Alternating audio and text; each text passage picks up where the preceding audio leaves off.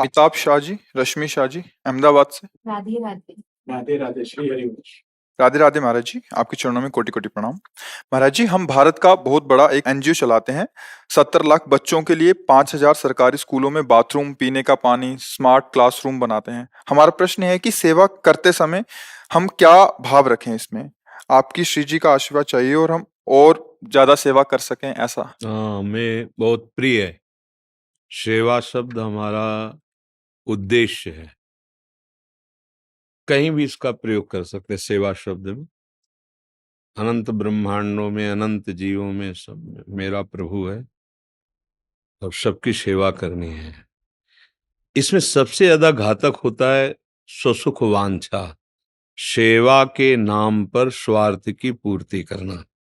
जो सेवा शब्द से हमें प्यार है, ये सेवा स्वामी को अधीन कर लेती है। जैसे भगवान आज तक किसी तपस्वी से ऐसा नहीं बोले होंगे जैसा हनुमान जी महाराज से बोल रहे हैं कि प्रति उपकार करो का तोरा, सन्मुख होई न सकत मन मोरा। बड़ी बात है। भगवान कह रहे हैं अपने प्रिय श्री हनुमान जी से कि जो आप ये सेवा किए, इसके बदले में मैं आपको क्या दूं, मेरे पास कुछ है नहीं। मेरा मन आपके सन्मुख नहीं, मतलब संकुचित हो रहा है। इतना सेवा का बल, तुम संतात उरिन में नाही, कर विचार देखा मन। भगवान कह रहे फिर जब कुछ नहीं मिला आपको उसके बदले में देने, तो मैं ऋणी हूं आपका। भगवान कह रहे जैसे गोपीजनों की सेवा से भगवान श्री कृष्ण कहते हैं मैं आपका ऋणी हूं। ये सेवा इसलिए महान कि स्वामी को अधीन कर लिया। स्वामी कह रहे हैं इसके बदले में मैं क्या दे सकता हूं। पर जहां आप तो भगवत प्रेरणा से अगर विशुद्ध भावना रखते होते तो यहाँ आए ही ना होते। यहाँ नहीं आने को मिलता। मन में ऐसी तर्क वितर्क ना उठ जाती, आप यहाँ प्रवेश नहीं कर सकते। अगर आ गए हैं, चाहे कोई भी हो, तो बहुत कृपा है ठाकुर जी की। धाम आना, संतों का संग करना, संत सभा में वार्ता करना, ये बड़े भाग्य से प्राप्त होता है। बस ये ध्यान रखिए कि सेवा के बदले में कोई चाह ना हो। जैसे आपने कहा और सेवा का विस्तार करना चाहते हैं, ये मांग होनी चाहिए। सेवा के बदले अभी हम 4 को सेवा पहुंचाते हैं, फिर हम 400 को, फिर हम 4,000 को, फिर 4 लाख को सेवा पहुंचाए। मेरा जीवन सेवा करते करते सेव्य में समर्पित है। बस जितनी बुद्धि भगवान ने दी है, जितना बल दिया है, जितना धन दिया है, उसके अनुसार तन मन धन से समाज की मैं सेवा करूं। और साथ में भगवत स्मरण। अगर नाम जप नहीं होगा और भगवत भावना नहीं होगी तो निष्कामता नहीं आ पाएगी। भगवत समर्पित कर्म ही हमें ऊंचाई पर पहुंचाता है। तो जो सेवा करते हो नित्य प्रति उसे भगवत समर्पित करो। हे प्रभु, जो भी भाव भगवान के नाम रूप में हो, प्रभु ये आपके द्वारा प्रेरित, आपकी सामर्थ्य से आपके ही स्वरूपों की सेवा बन रही। नाथ, ये जो समय, ये जो सेवा पदार्थ, ये जो सेवा आप स्वीकार करें और इससे आप प्रसन्न हो। बीच बीच में नाम स्मरण करते रहिए और जिसकी भी सेवा कीजिए। जैसे बच्चे हैं तो मेरे ठाकुर जी इन सबके हृदय में बैठे हुए हैं। भगवत भावना हुई ना, और स्वार्थ बुद्धि बिल्कुल नहीं होनी, तो यही आपको भगवत प्राप्ति करा देगी। प्रायः हम इस विषय को बोलते रहते हैं। आज हमारे समाज में स्वार्थ इतना बढ़ गया है, स्वसुख वांछा जिसे शास्त्रीय भाषा में कहते हैं, इतनी बढ़ गई है कि राक्षसी प्रवृत्ति का वर्धन हो रहा है। जब स्वसुख वांछा बढ़ जाती है तो राक्षसी प्रवृत्ति जागृत हो जाती है, और जब तत्सुख वांछा, दूसरे को सुख देने की बात बढ़ती है, तो महात्मा हो जाता है, भागवतिक प्रवृत्ति जागृत होती। क्रिया वही है, संपत्ति, शरीर, वस्तु, विचार वही है। उनका दुरुपयोग हुआ, इसका सदुपयोग हुआ।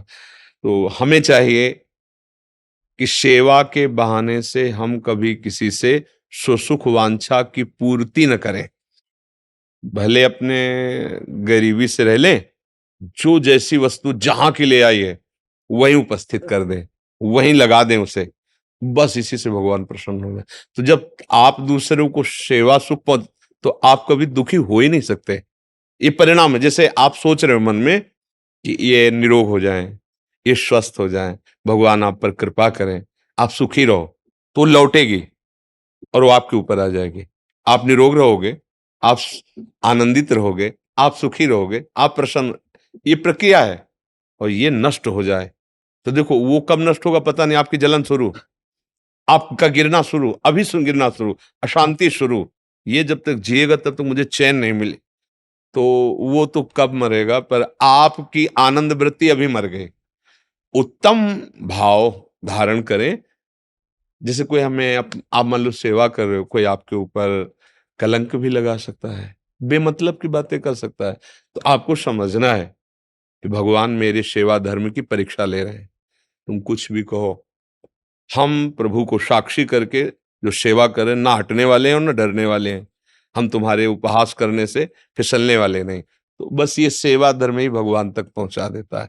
बहुत बड़ी बात है सेवा। हम चाहते हैं कि हमारे जितने भी भाईजन हैं, जिनको जितना भी विवेक बुद्धि, वो सब हम प्रयोग करके अपने समाज को जितना, अगर हमारी इतनी बुद्धि तो अपने घर को सुव्यवस्थित रखते हैं, अपने मोहल्ले को, अपने गांव को, अपने नगर को, अपने प्रदेश को, अपने देश को, अपने विश्व को। हमारे में जितनी सामर्थ्य है हम उतना प्रकाश करके जो अधर्माचरण है, गंदा आहार, गंदा व्यवहार, हम उसको मिटाने की चेष्टा करते हैं। तो जैसे छोटे-छोटे बच्चों की ये सेवा तो है ही, अगर 5 मिनट कभी उनसे बात करने का अवसर मिले तो और बढ़िया।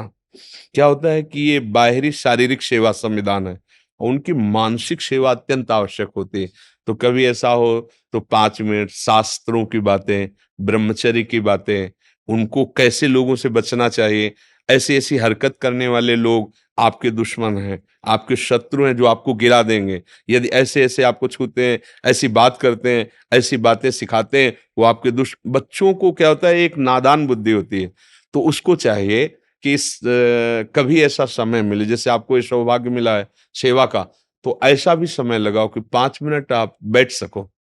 किसी भी स्कूल में जाकर के किसी भी, ये सुविधाएं तो दो ही, 5 मिनट बच्चों की जीवनचर्या पर, दिनचर्या पर उनको उपदेश करें।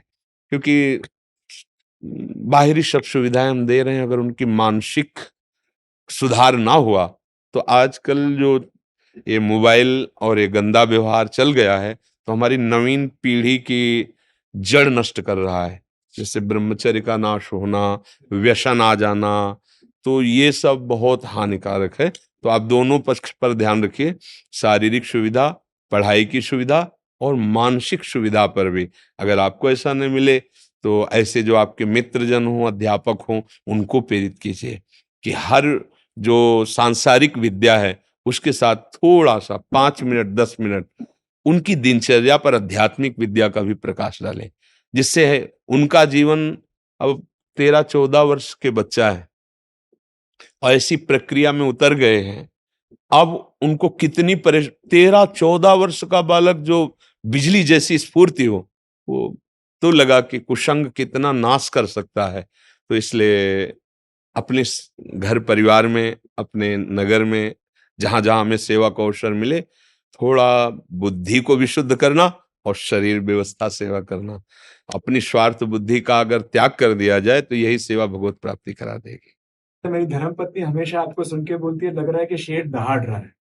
कैसे हम बच्चों में ये फियरलेसनेस और निडरता डाल सके, क्योंकि 70 लाख बच्चे महाराज जी की हम सेवा करने का प्रयास कर रहे हैं श्री जी के आशीर्वाद से। तो ये निडरता हमको लगता है कि ज्यादा बढ़नी चाहिए। वो हमेशा कहती है कि कैसे वो हम ये वो श्री जी का है, ठाकुर जी का, उनका वही बुलाते हैं हमें।